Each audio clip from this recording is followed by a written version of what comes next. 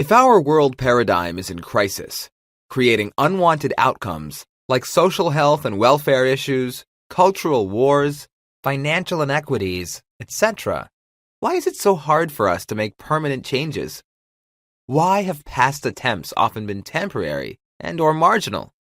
Is it possible for us to become social architects? Can we design a healthier social environment that everyone agrees on? Let's explore some possibilities. In order to fix any problem, it would seem that you would need to understand the source of the problem. The where, when, why. But is it even possible for us to know? What if we can't figure out the exact cause of the problems? Cultural theorists, anthropologists, and historians research questions like these.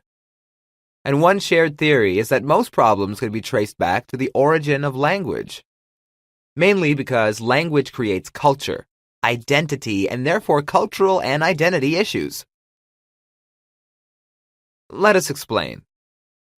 Picture early man, existing in a world that they knew very little about. With every crackle of thunder or bolt of lightning, with every foreign creature and every rumble in their stomachs, came a new threat, a new unknown. In those moments, man's instinctual need to survive took over. The fight or flight response. In order to make sense of the world and survive it, humans needed to assign meaning to things and thoughts. They needed language to express ideas like, this is bad, this is good, this is mine, me leader, you not. Perhaps reactionary and fear-based, but all language was created with one thing in mind: survival. So, language is merely the way in which humans assign meaning, in order to communicate ideas and thoughts to survive. This process is called the signifying practice. The signifying practice is the underlying mechanism that creates language, that then creates a shared social understanding, forming culture and identity. For example, if ideas like this is mine or me leader, you not is a shared social meaning, then the language surrounding the concepts of ownership and hierarchy are created, shared, and passed on as the norm. As language is passed on from person to person and/or iterates, variations of culture and identity are created. But as you see, theoretically, all identity and cultural variations and all unwanted outcomes are actually rooted, connected, are mere byproducts of early man's signifying practice or language.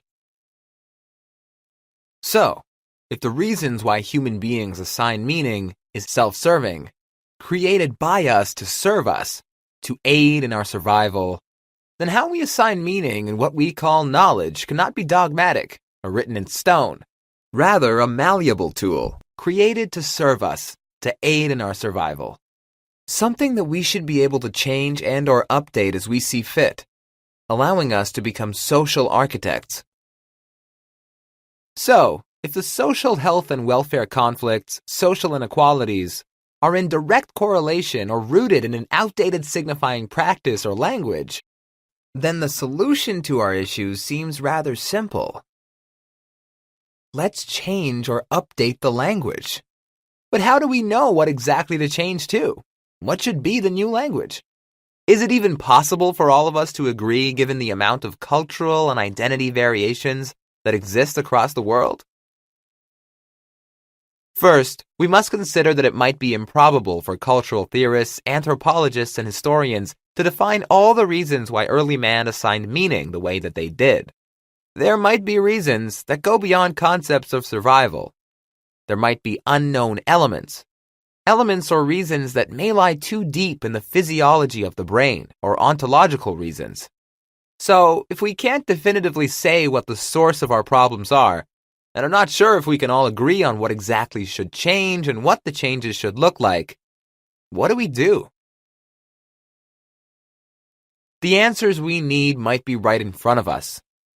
The answers might come from the wonderful world of fractal geometry and fractal mapping. Don't be alarmed. Fractals are very natural and are found all around the world you live in. Fractals are defined as a natural phenomenon or a mathematical set that exhibits a repeating pattern that displays at every scale. This is called self-similarity. A key element in fractals is that there is an underlying mechanism, a formula, a set of instructions that iterates to produce a fractal pattern or fractal signature. Here is an example. Basically, this fractal pattern was formed by the iteration of a set of instructions. The instructions were: draw a line, then at one end draw two lines in a V shape, then repeat or iterate. Here we see the fractal pattern as it grows or iterates. You can see that the overall image is made up of self-similar patterns. Not every fractal pattern is so simple, but one thing is constant: all fractals produce patterns that are self-similar. Self-similarity might be hard to see in more complex fractals, but just remember that everything in the fractal is produced or is an iteration of the same underlying mechanism or formula. Everything in the fractal is connected. This might be the key element that helps us find the answers we need. Cultural theory sees that our world social paradigm is a fractal.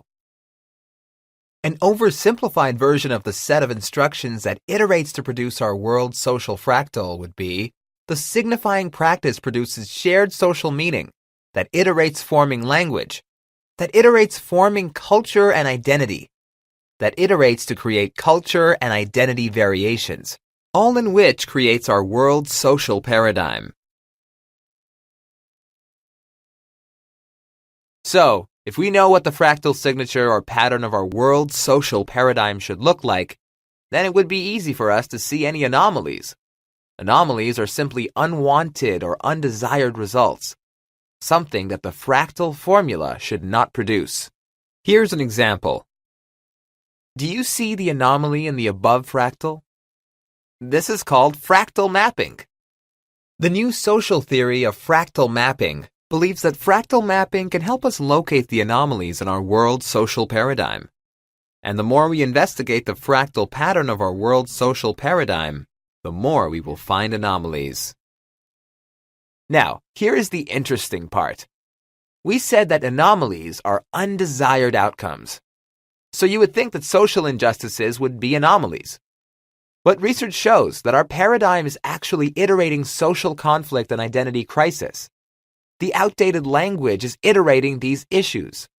They are not the anomalies. The anomalies actually appear when societies have attempted to fix these issues. As an example, the language of me leader, you not is actually iterating social injustices.